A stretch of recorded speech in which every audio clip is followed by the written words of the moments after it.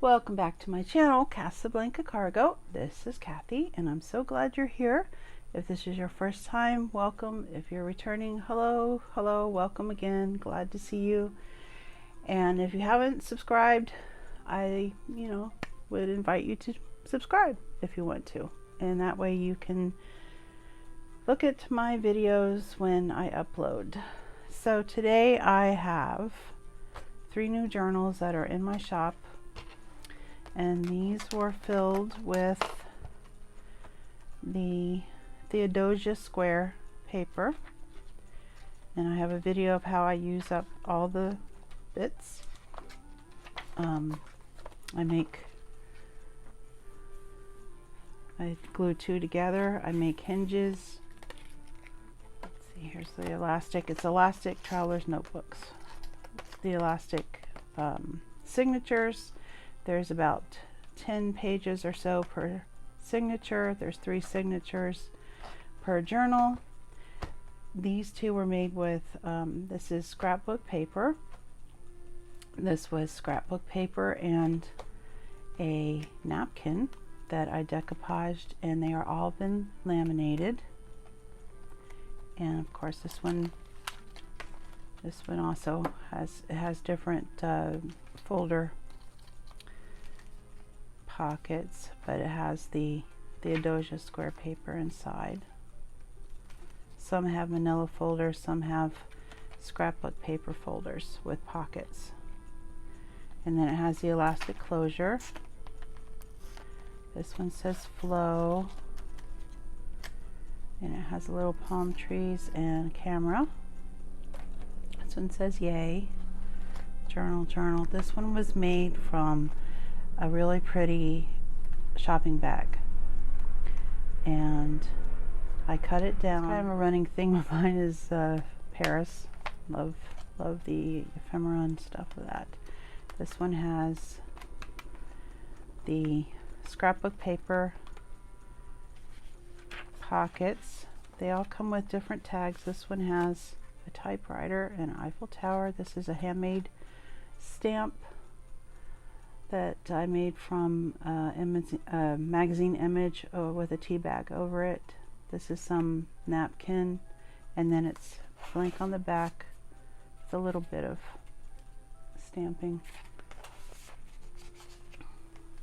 And of course the Franken papers and regular papers of the Theodosia Square. And then we have the different folders. This one says happy. There's another Franken paper, and there's the back. It's inside is red. This is the paper. These were in the Theodosia Square in this paper pad, and I used all of them in the journals, but I held these back. This is what I have left to sew. They're upside down. Sorry about that. This is what I have left to sew around. And I did something different on the stamping part. I switched it, so now the ladies have the teacups and the tea bags and a little latte over here, and then here's the bicycle stamping. And then on the Minion Theater ones, instead of using the teacups and all like I did on the first video, this one I found a old typewriter stamp, and so I stamped on the images with the typewriter, and then I came back in with some script. And this one is just plain across the program, and then this one I stamped write your story. And let's see, on the other 2, well, there's more than 2. There was like, I don't know, altogether if I have 2 books, 3, 6, 6 each of, in each booklet, each pad was 6 of the Dominion. So this time I did an old-timey telephone and stamped how have you been, and added a little coffee cup I found to put on that one. And then these, once I get them stamped, I sew around the borders, and I cut these down because there was this little bit of the same Dominion started again, and I didn't need that, so I cut that down and I sew around the border. So let me show you, and I will you know, edit this part because I still haven't been able to set up to show you how I sew, but I can do it from the top at least a little bit. I have dark brown thread in the top, and I have black bobbin. It's pre-wound. I buy them that way off of Amazon. That way I don't have to use my machine won't it will accept the pre-wound bobbin, so it saves on a cost and things. So when I sew around, I keep doing this because I'm so used to, you know, starting something when you see it facing you, but this way I start from the bottom because I'm trying to save or give as many tags strings as possible, and so I want them usually at the bottom. So I hold the two threads, but first I'm going to put it on a zigzag, and I'm using a 3.5 stitch length and 3.5 stitch width. I have a regular needle in there, and I've had that in there for a while. It's probably, you'll know when it gets dull because your stitches will start skipping and the machine might start making a noise. So, but what I do is, just like regular sewing, I will I'm going to go forward, and then I go backwards and lock in the stitches. Even though eventually I'm going to come around, I just want to lock in as much as the stitching as I can. And so this is a part where I'm going to speed up the recording, and then I'll come back and tell you how I go in to the other areas of the tag to get them all the way around instead of having to individually sew the tags. Okay.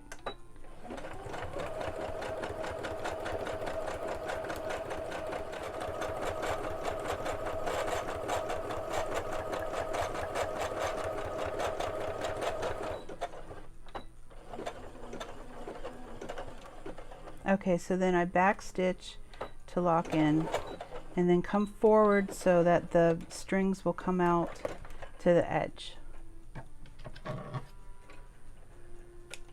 Okay, it's a little bit long. So there's the strings. It doesn't necessarily, you know, that you want 4 strings there, so I could just trim the extra.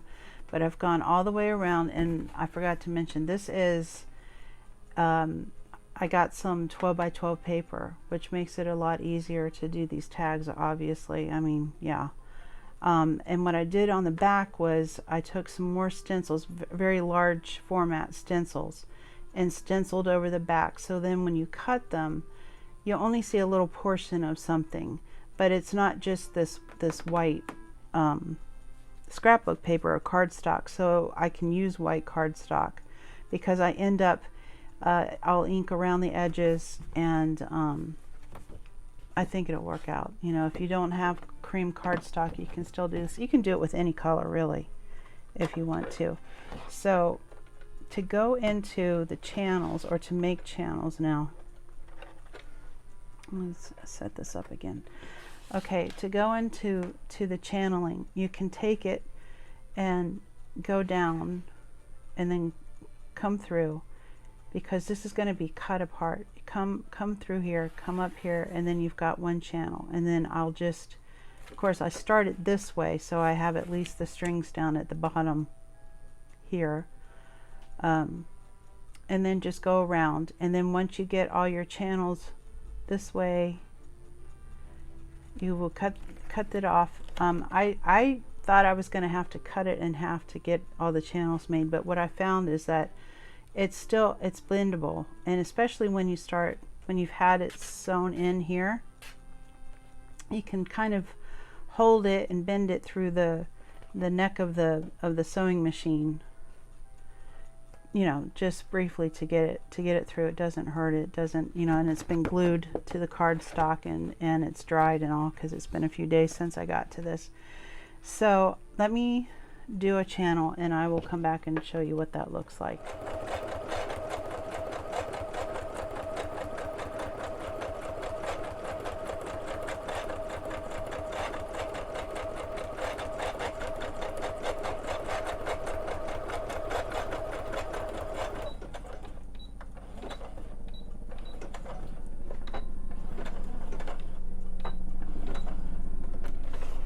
Okay, now I'm going to turn, I've turned it one, and I'm going to go across the bottom again over here and then come out the top, and I'll have the one done.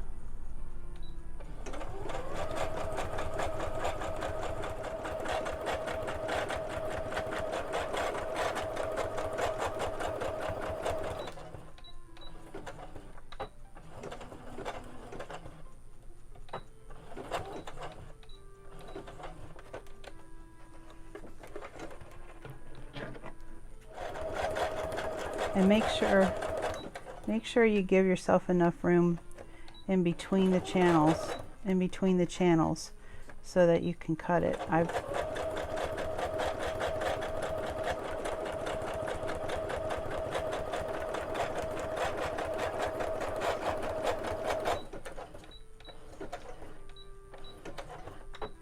Okay, so there's one channel done. And I'm just going to cut these strings over here, as it doesn't need.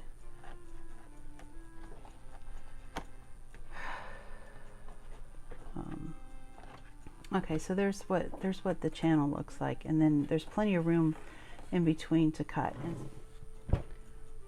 Okay, so once I have them sewn, I cut them apart, and then I start with the decorating.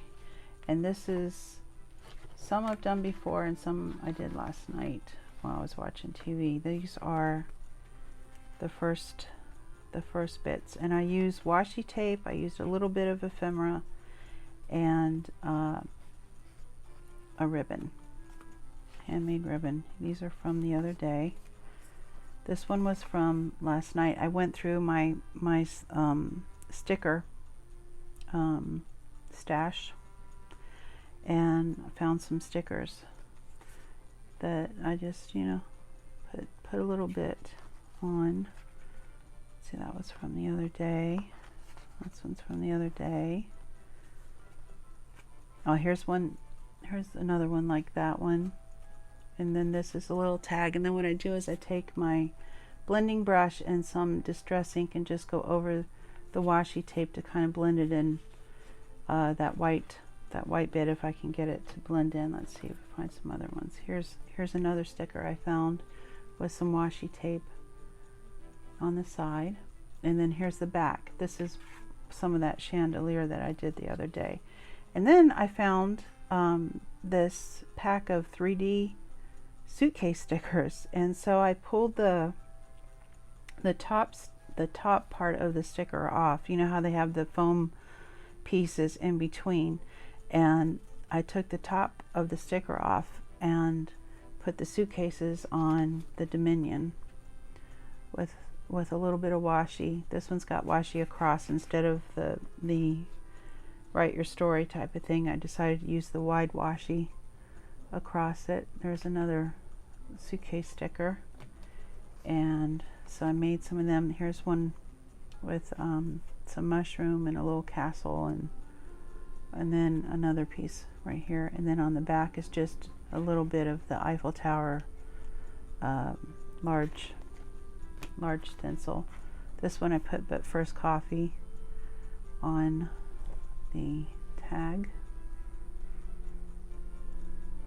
And so yeah, this is probably, I think this was like 3 12x12s. Here's bicycling, and I don't know, I just watch movies and work on these. Here's this one, and let's see, here's this one. This one I stamped a little bit of a clock, and then this one, and then another suitcase and typewriter. And then this one says, "Nothing's better than coffee with my friend. Thanks a latte." And yeah, some of them I didn't feel like those ones, and then this one didn't really need anything extra. Just a little bit of stamping on it. This one reminds me of a found photograph, you know, and somebody wrote something down here, and you know, it went into history. Here's one. This is another sticker I found in my stash, and put a piece of washi tape on top with some mushrooms. And this one. And then I had some washi tape with typing on it, so I put those on these two. This one says on the stage, this one's actor.